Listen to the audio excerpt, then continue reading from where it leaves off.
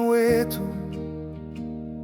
uliye mkuu, uliye mwingi wa rehema, tunainua sauti zetu kwako kwa moyo wa shukrani. Umeona huzuni, umejua mateso, na sisi tuko hapa tukikushukuru kwa rehema zako. Alikuwa mlevi, akajikwaa na kuanguka, heshima yake ikapotea, moyo wake ukaishiwa nguvu, ndoa yake ikavunjika, familia ikatawanyika. Lakini wewe Bwana ndiwe Mwokozi wa waliopotea.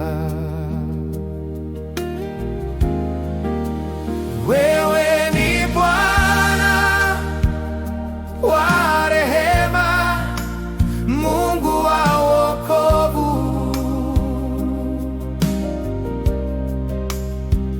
Unamwinua aliyeanguka na kubadilisha maisha. Hakuna kama wewe, mwenye nguvu na upendo, ukikomboa mtu, maisha yanaanza upya.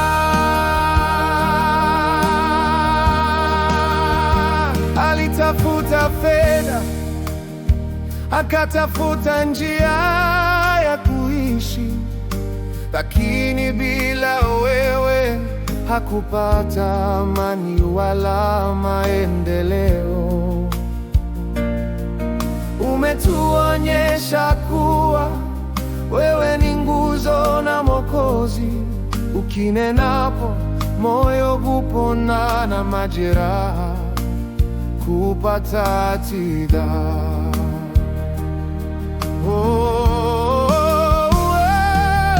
Umejua kilio na uchungu wa moyo, umeona mateso na mahangaiko ya familia, lakini kwa jina lako takatifu tunakuomba, ujaze roho yake kwa amani na nguvu mpya.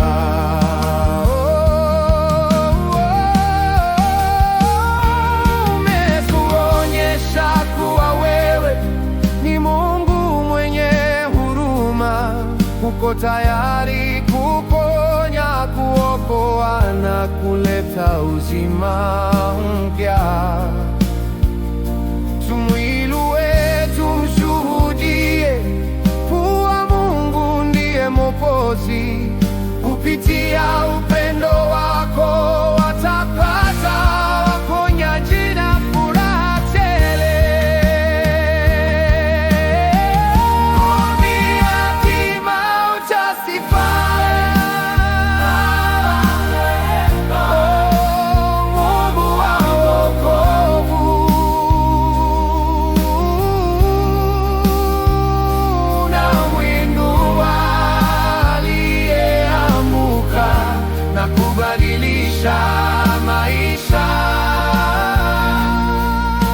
Hakuna kama wewe, wenye nguvu na upendo, ukikomboa mtu, maisha yanaanza upya.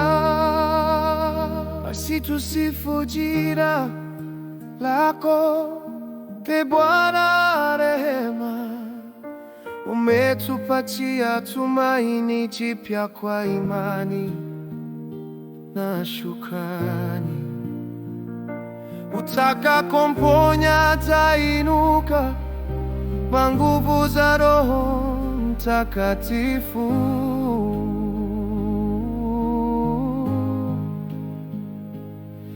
na familia yake itarejea kwa neema yako kuu.